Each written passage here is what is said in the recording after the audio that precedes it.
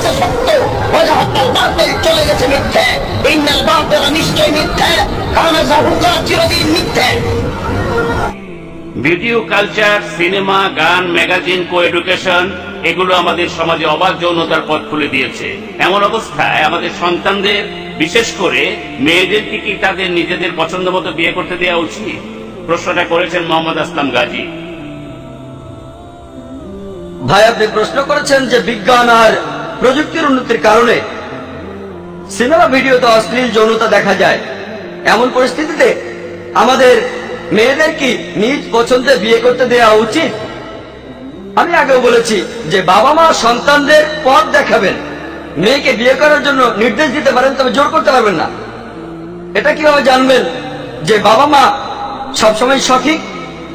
তাই ইসলাম আমাদের বলছে যে বাবা মা সন্তানদের বিয়ের ব্যাপারে নির্দেশ দিতে পারেন, কিন্তু জোর করতে পারবেন না। কারণ এখানে আপনাদের মেয়ে তার স্বামীর সাথে থাকবে, আপনারা নন।